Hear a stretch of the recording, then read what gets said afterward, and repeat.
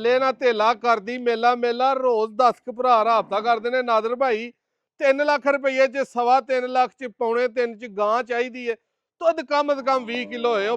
ਭਰਾਵੋ ਹੱਥ ਜੋੜ ਕੇ ਤੁਹਾਡੇ ਕੋਲ ਰਿਕੁਐਸਟ ਹੈ, ਦੁਨੀਆ ਚੋਰੀ ਚਕਾਰੀ ਨਹੀਂ ਸ਼ੁਰੂ ਕੀਤੀ, ਨਾ ਮੈਂ ਕਿਸੇ ਦੀਆਂ ਚੋਰੀ ਖੋਲ ਲਵਾਂ।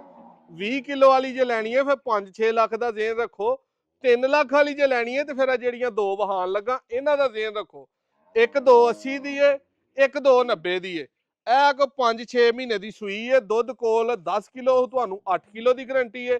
ਦੋਵੇਂ ਟਾਈਮ ਆ ਕੇ ਚੋਵੋ ਪਹਾੜਾ ਪਾ ਕੇ ਖੁਸ਼ ਹੋ ਕੇ ਮਿਲਦੀ ਹੈ। ਅੱਗੋਂ ਗੱਬਨ ਛੱਬਣ ਵਾਲਾ ਕੋਈ ਚੱਕਰ ਨਹੀਂ, ਤੁਸੀਂ ਹੀ ਜਾ ਕੇ ਕਰਨੀ ਹੈ, ਪਿੱਛੇ ਤੇ ਕੋਈ ਸ਼ੈ ਨਹੀਂ। 2,80,000 ਇਹ ਜਿਹੜੀ ਇਹ ਸਾਈਵਾਲ ਵੱਛੀ ਏ, ਇਹਦੇ ਪਹਿਲਾ ਸੂਆ ਇਹਦਾ ਵੀ ਪਹਿਲਾਂ ਨੇ ਉਹਦੇ ਪਿੱਛੇ ਵੱਛੀ ਏ। 2,90,000 ਦੀ ਦੁੱਧ 10 ਕਿਲੋ, ਇਹਦੀ ਵੀ ਤੁਹਾਨੂੰ 8 ਕਿਲੋ ਦੀ ਗਰੰਟੀ ਹੈ। 290 ਦੀ 280 ਦੀ 3 ਦੇ ਬਜਟ ਦੇ ਵਿੱਚ ਭਰਾਵੋ ਇੰਜ ਦੀਆਂ ਗਾਵਾਂ ਲੱਭਣੀਆਂ। ਨਾ ਆਪਣਾ ਟਾਈਮ ਜ਼ਾਇਆ ਕਰਿਆ ਕਰੋ, ਨਾ ਮੇਰਾ ਹੀ ਕਰਿਆ ਕਰੋ। 3 ਦੇ ਵਿੱਚ 20 ਕਿਲੋ ਵਾਲੀਆਂ ਮੈਂ ਨਹੀਂ ਤੁਹਾਨੂੰ ਕਿਤੋਂ ਵੀ ਲੱਭ ਕੇ ਦੇ ਸਕਦਾ। ਪੂਰਾ ਲਿਆਓ ਭਾਈ ਤੇਰਾ ਕੈਮਰਾ ਇੱਥੇ ਖਿਲਾਰੋ, ਇਹਨਾਂ ਨੂੰ ਖਲੋਤੀਆਂ ਨੂੰ ਵਹਾਈਏ। ਇਹ ਦੋਸਤੋ ਪਹਿਲੇ ਨੰਬਰ ਤੇ ਵੇਖ ਲਵੋ ਤਸੱਲੀ ਦੇ ਨਾਲ, ਠੀਕ ਹੈ। ਲਿਬਾਸ ਵੀ ਇਹਦਾ ਤੁਹਾਨੂੰ ਦੱਸ ਦੇਗਾ ਕਿ ਇੱਕ ਟਾਈਮ ਦਾ ਮੈਂ 4-5 ਕਿਲੋ ਦੇਣ ਦੇ ਕਾਬਲ ਹੈ ਵਾਂ, ਠੀਕ ਹੈ।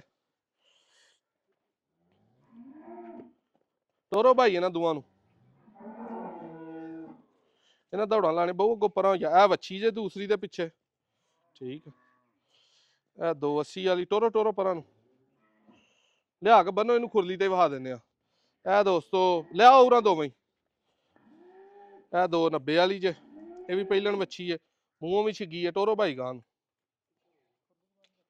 ਇੰਨਾ ਹੀ ਇਹਦਾ ਦੁੱਧ 8 ਕਿਲੋ ਹੀ ਸਮਝ ਲਓ, 8-10 ਕਿਲੋ ਹੀ ਇਹਦੀ ਲਿਮਟ। ਇਹ ਤੁਹਾਨੂੰ 290 ਚ ਮਿਲਣੀ ਜੇ, ਯਸ ਨੋ ਤੇ ਬਹਿਸ ਇਹਨਾਂ ਦੀ ਕੋਈ ਨਹੀਂ ਜੇ ਹੋਣੀ। ਲੈ ਆਵੋ ਉਹਨੂੰ ਵੀ ਯਾਰ, ਨਹੀਂ ਆਉਂਦੀ ਪਈ ਪਿੱਛੋਂ ਤਰਾਹ ਬਹੂ ਇਹਨੂੰ ਤੇ ਦੌੜਾ ਲਾਏਗੀ ਹੁਣ ਤੇ ਕੈਮਰੇ ਵਾਲ ਵੇਖ ਕੇ।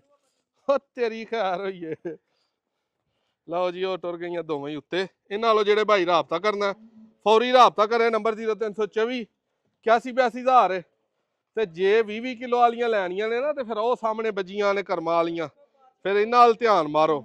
ਇਹ ਜੇ 20 ਕਿਲੋ ਵਾਲੇ ਕੇਸ। ਤਰੀਕ ਭਰਾ ਪੁੱਛਦੇ ਨੇ, ਤਰੀਕ ਅੱਜ 21 ਤਰੀਕ ਦੂਜਾ ਮਹੀਨਾ 2025। ਇੱਕ ਕਹਿ ਜੇ ਤੇ ਇੱਕ ਕਹਿ ਜੇ, ਦੋਵੇਂ ਇਕੱਠੀਆਂ ਹੋ ਗਈਆਂ ਨੇ ਹੁਣ ਇੱਕੋ ਥਾਂ ਹੀ।